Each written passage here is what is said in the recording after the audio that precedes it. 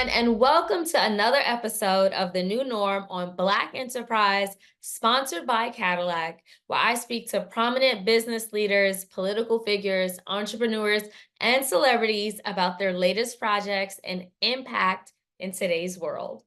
Today, I'm super excited to speak with Luke Bailey. He's the co-founder and CEO of the Neon Money Club, a venture-backed tech platform that's redefining consumer finance through culture and design.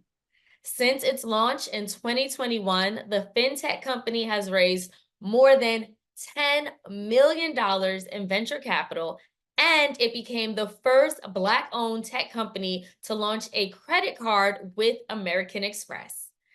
Now, the Neon Money Club also released a new dating app called Score that requires users to have a minimum credit score of 675 in order to join. Luke, it's always a pleasure speaking with you, my friend. Yes, thanks for having me. Definitely honored to be here, and I'm a huge fan of yours, so definitely thanks for having me.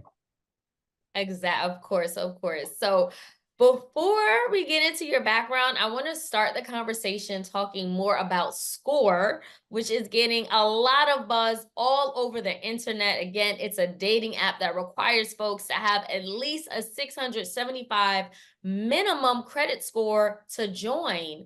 What inspired you to create this dating app?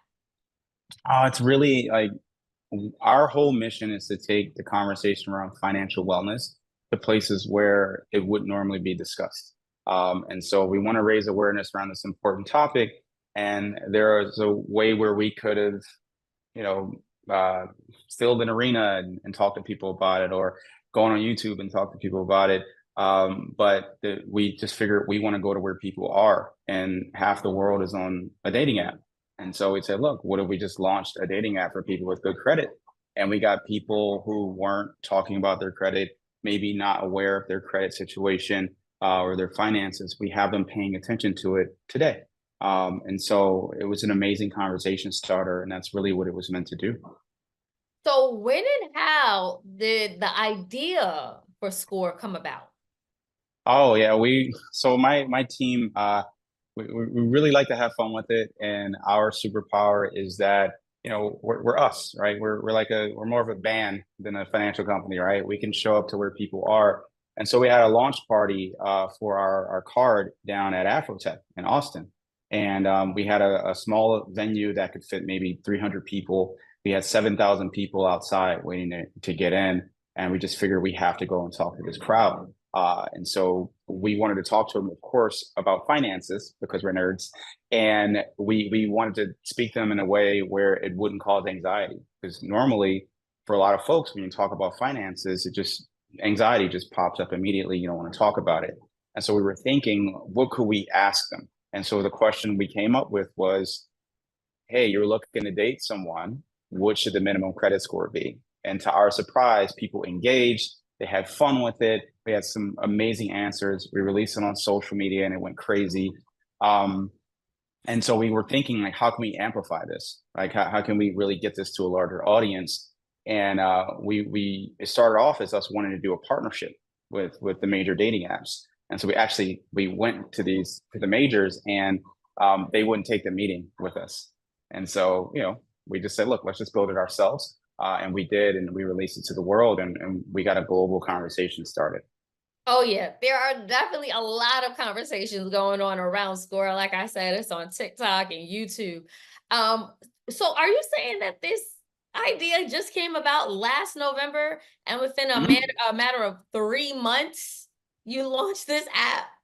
Yeah, we built the app I was, excuse my language, but I was pissed off that these folks wouldn't take the meeting. And so I just called my co-founder and said, how long would it take you to build this? And he said 10 days. And so we built it. And so we got it out there to the world because to us, story and timing is everything.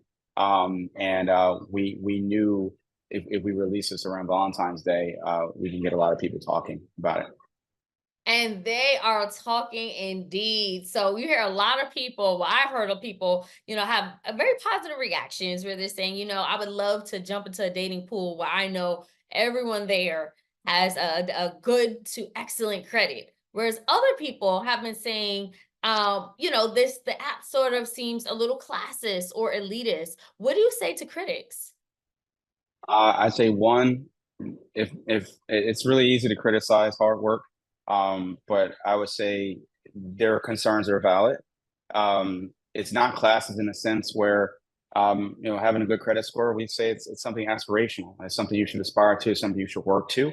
And we frankly we don't want people comfortable in their situation if their credit isn't good to afford them the opportunity that a lot of Americans can have. And so what we did was we wanted to cast a wide net and catch people on both sides. And so you need a 675 or up to get into score. But if you can't get into score, we're going to send you to partners to actually help you to grow your credit, right? And so we thought about it from both sides to say like, man, like it'd be really cool if you can get into this, but if you can't, we still have your attention. And if you weren't thinking about improving your credit before, well, boy, do we have the resource for you? And we connected you with a partner that's going to respect you. It was really important for us to like not connect people, with the wrong folks. We wanted a partner who was going to respect people through their journey and get them to that place where their credit can be in better shape. So it is our way of having a conversation on both sides and sort of having our cake and eating it too when it comes to impact. So I read that Score is only going to be available for 90 days, and it launched February 14th on Valentine's Day. So there's a countdown. Why is it temporary? Well, we're a financial company, right? We have a credit card product. We have an investment platform, and that's really our main product. It's as far as the dating app, we really wanted it to be a conversation starter. And so like 90 days is really the cutoff for it. But we may keep it longer. This thing has got there's a lot of people on this thing, and there are a lot of people loving it, and so we'll figure it out. But the plan today is to really just keep it at 90 days. How many people have joined the app? I can't say, but I'll tell you, it's in the high thousands. It's what we didn't expect. We thought people would just talk about it, maybe jump on, jump off. But it's a lot. Let's just put it that way. And it's been actually pretty awesome to see, and to see how people form identities around their financial health. Right, financial health plays a huge role, not only in just relationships, but overall wellness, right? There's stats out here where if folks aren't financially healthy, that runs into other parts of their life and other parts of their health, whether it be mental health, whether it be physical health, whether it be like internal health. And so this is just conversation number one that we're starting around this, and we're going to have a couple of them this year. And we would hope that they all get the attention of folks the same way that Score did. It sounds like Score has taken on a life on its own. Okay. Yes, yes, yes. It sounds like you got a good thing. Honestly, I want to see the app go on past 90 days because, to your point, a lot of people are looking for love. A lot of people are looking for partners. And I just think the idea of it was so great because it does get people talking, whether it's critics or those who are supporting. People are talking all about Score and they want to get in. And I think that is a minute you have that exclusive factor to it. It just makes people want to Mhm. get in even more so. Yeah, So yeah. I mean, could it be that Score just becomes, something that you do continue? I'll tell you this: we'll ask the people toward the end, and if they want us to keep it, we will weigh their opinions heavily. I'll put it that way. Okay, I hope so. You might even have some Score babies that come along, some Score. That'd be crazy. We have a Score playlist too. So if you haven't found the playlist on Spotify, get it. My team made it. I have the best team ever, I'm telling you. But yeah, get the playlist on Spotify. It's crazy. Basic. Okay, so in addition to Score, I've read that you raised $10 million. Again, you're the CEO of the Neon Money Club. Was the 10 million that you raised for Score, or was it just for the Neon Money Club in general? It's actually like just under 10 million. So I just want to Okay. be really accurate. So it's like 9.5 or something like that. And no, we raised this, we've been around since 2001, right? And so we left our jobs at the end of 2001. started thinking about what this would be at the same time fundraising. And we didn't have a product, we didn't have anything in market. We just had really strong ideas and really healthy backgrounds in finance. And so I think we raised our first 4.5 million in 2021. And then we raised the other half like last year, right, to get our card program going. So it's a really, really, really hard game doing this. But the one thing investors need to know is that you have a vision and that you can deliver in that vision. And so we're just happy that folks chose to back us, and it gives us the space to do these things, right? Because a traditional financial institution wouldn't think to go about starting a conversation the way we did with Score. And we have maybe 15 more of these things in our back pocket, right? And so we needed that space, and we needed that vote of confidence to go out and do this stuff. Talk about how you've been able to attract investors and to reach this amount. You know, studies show that getting investors, especially as a founder of color, is so much harder, particularly if you are a Black woman, you know, small business owner. You know, getting investors has been very, very challenging. So Yeah. how have you been so successful? It's serious stuff, right? I put it this way: I'm from Philly originally, and you know we fought a lot as kids. You know, we didn't grow up in the best neighborhoods, and my dad always taught us how to get around things. And so he said, "Look, if you're gonna fight, if people are gonna jump you, like put your back against the wall, don't let anybody get behind you, and let them have it, right?" And so I just wasn't raised to look at the headwinds in front of me. I was raised to find a way around them. And so I would say the first advice I would give to folks is don't look at yourself as a statistic. All right. If you're walking in the room and the only thing that you walk in that room with is, man, like less than 1% of us get funding, less than 2% of us get funding, then like it takes a lot of energy out of you. What you want to do is just be you. Like what we have, especially as Black founders, we have a perspective, right? We have a perspective that is worth so much, and if you take the energy away from that, like I guess looking at the daunting reality and just saying like, look, this is what I bring to the table. And this is the story that I want to tell. This is a problem that I want to solve. Then just go in with that, right? That's sort of what I did, right? It's of course I have my background, right? 20 years in banking, some of the biggest banks out there. But still, like we talked to folks, we talked to over 100 people when we raised our funds the first time. And that was 2 and 3 times. And so the first thing is like you got to know your armpit smell before anyone else in the room.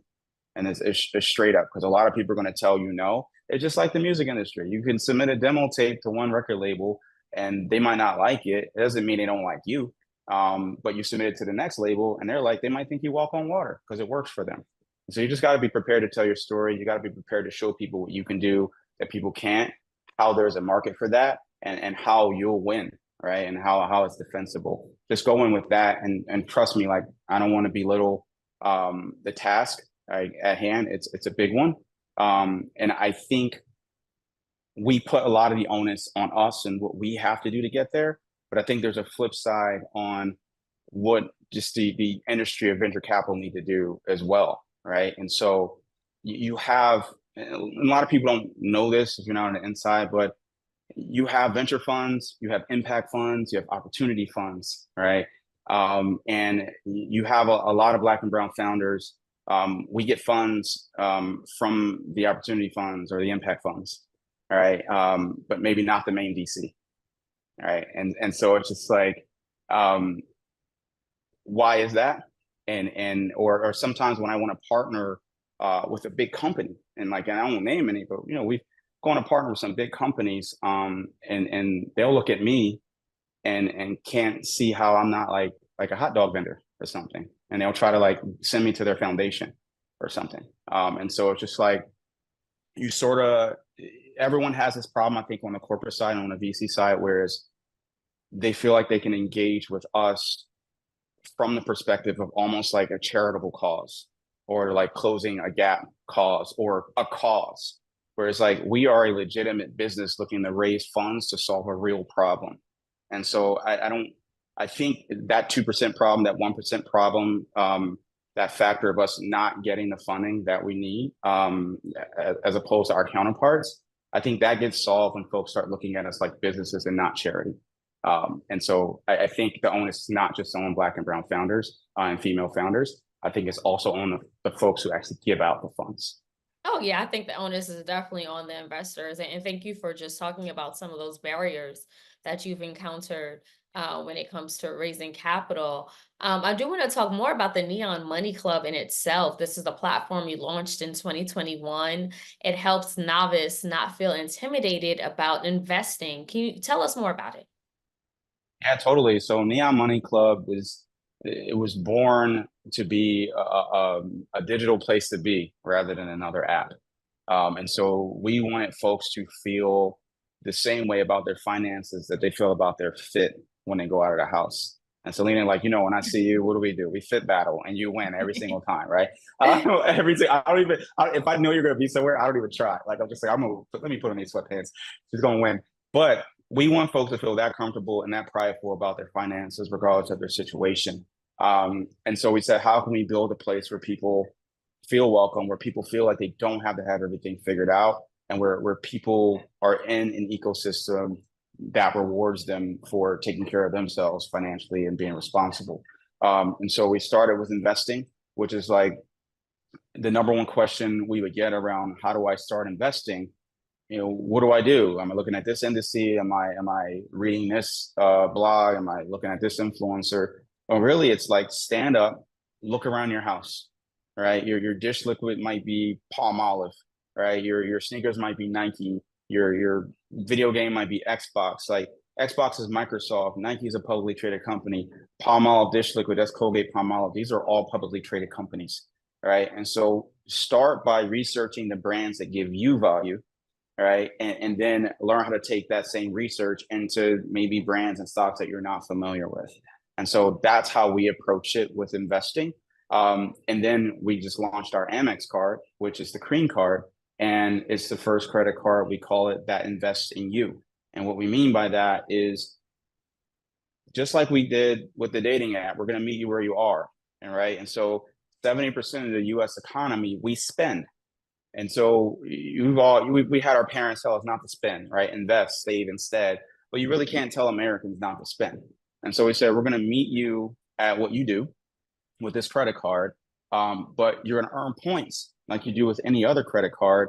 But we're going to allow you to take those points and convert them to put them into the stock market, right? You're going to be able to invest in stocks. And when you do, we're going to match the value of them, all right? So you're going to get double the value of that. And so this is pretty much the first credit card on the market that actively incentivizes you and rewards you for investing in yourself.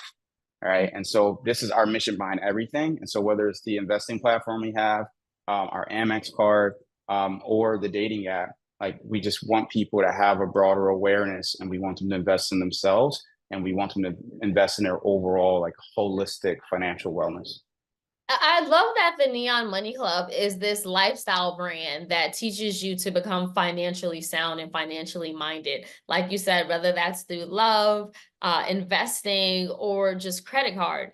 I'm glad you brought up the Cream card again. That partnership makes the Neon Money Club the first Black-owned tech company to ever partner with a major credit card, American Express. How did that partnership come about?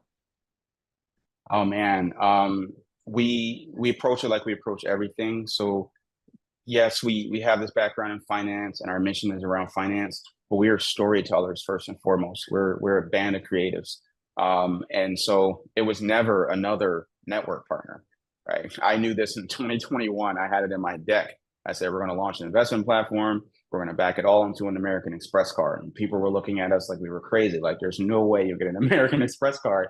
And we knocked on the door at American Express, and we approached them as ourselves. We walked in the door just like this. All right. And we told them the story that we wanted to tell with them, and the product we wanted to design with them. And they fully embraced us. Right. They met us evenly as partners. And they got the vision and the mission. And out of a lot of folks who were pitching them, we walked away with that partnership, and we're super duper grateful for them like jamming with us. How exactly does the Cream Card benefit um, people who have it or people who are part of the Neon Money Club? Yeah, so one to one, first of all, like, and this is gonna sound shallow, but if your credit card is ugly, this one is beautiful, right? When we put a physical product in people's hands, we want them to know that we worked hard on it. All right. And so this card has no numbers on the back. All right. It's matte cream dipped, all right, in metal. All right. It's awesome. And it's just a really beautiful thing to have. We wanted you to know, like, man, this is really cool. I can have it wear this with my bag or match this with my wallet or my fit. That's first, right? We're big on aesthetics, but then like we want to have real value in there, right? And so whether it's the benefits like Resi Global Dining, travel benefits like car rental, like insurances and sureties that Amex offers and empower the American Express network.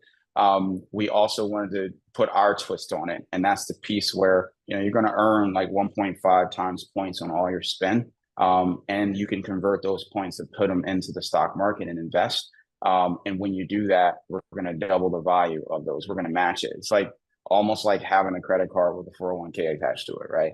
And so we really wanted people to grow themselves and not just spend. And so we figured, like, what's the best way to do that? And this is what we came up with, this beautiful device with a really powerful mission behind it.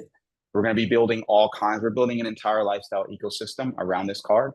So folks who have it, just look out for it. I won't give it all away, but there's a really intense effort underway right now to build the ecosystem around this card, and it's going to be really, really beautiful. Luke, you are busy. Before you're working on so much. Before we let you go, I love that you call yourself a lifelong creative. And you Mm-hmm. mentioned that you work for some of the biggest financial institutions in the country, in the world, Citibank, JP Morgan, and Morgan Stanley. When and why did you quit, um, you know, these jobs as as an executive and leap into entrepreneurship, which was, uncertainty and, just without stability. Well, it's like I started in banking. Like when I was a kid, I just did music. Right? I produced. I had a band. I did all types of cool stuff. Um, and and then I found out my daughter was on the way. And so I had my daughter when I was 19. And so I was like, holy crap, I got to get like a job. And I looked around. I was in Philly at the time. That's where I'm from.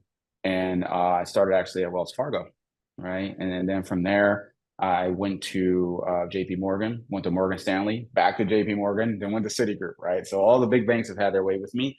Um, and it's something to be that kid coming from Philly who didn't even see past the age of 30, and most of my friends didn't even make it out of high school, right? And I don't mean like didn't graduate high school. I mean, they're not here anymore, right? To be able to like pull myself up and make it right to being a director at a huge bank, like one of the biggest banks in the world.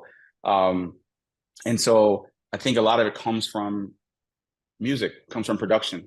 So I didn't want to go into banking. And my dad said, look, music isn't your talent. The way you think is your talent. He said, keep producing. And so that was my secret. So no matter what I was doing at a bank, I just kept producing. I treated everything like music. And producing doesn't mean being the best at something or being the best musician. It's about being able to bring the best people in the room to solve a problem, right? In the most beautiful way possible, if I can have my way. And so that's really what got me here. And then leaving, it was my daughter. So what got me in this was my daughter, and with leaving was my daughter. She went off to school, and it was like, holy crap! I've wanted to do this for the better part of a decade, and I think it's less about wanting to be an entrepreneur or have a startup. I would advise anyone who's trying to start a business, if you're just trying to get money, don't start that business. If you're trying to solve a problem, if you have a mission, start that business, right? The money will come.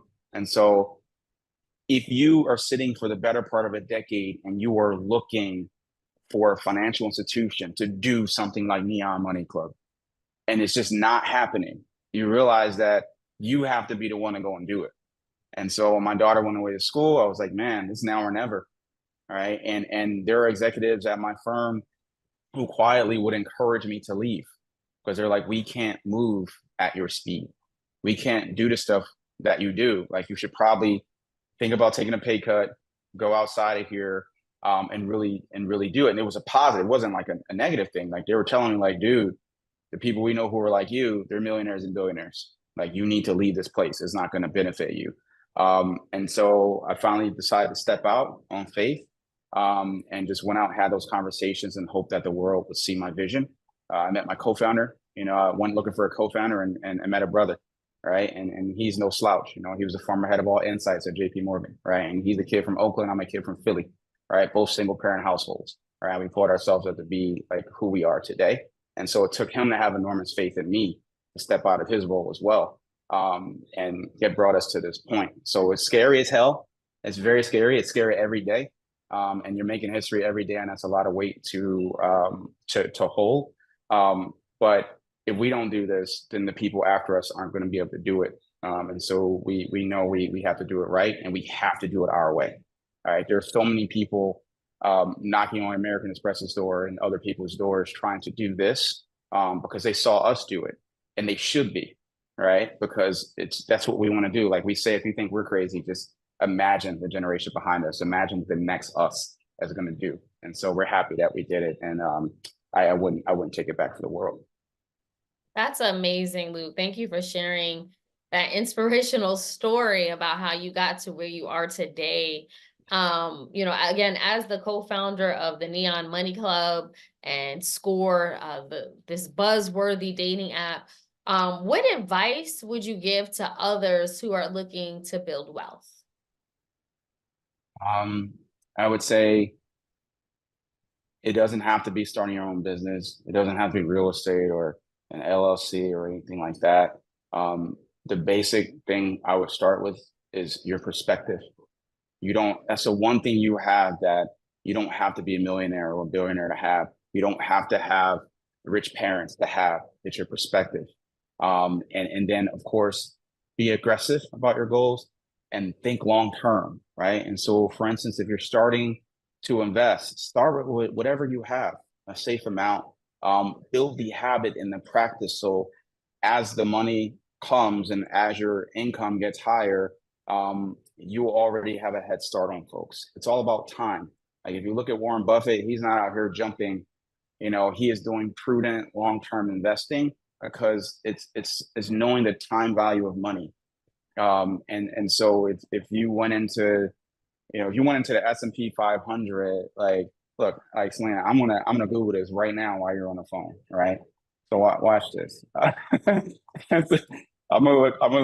Anyone can do this. This is how easy it is. Like you can look up the S&P 500 on Google right now and see where it was 5 years ago.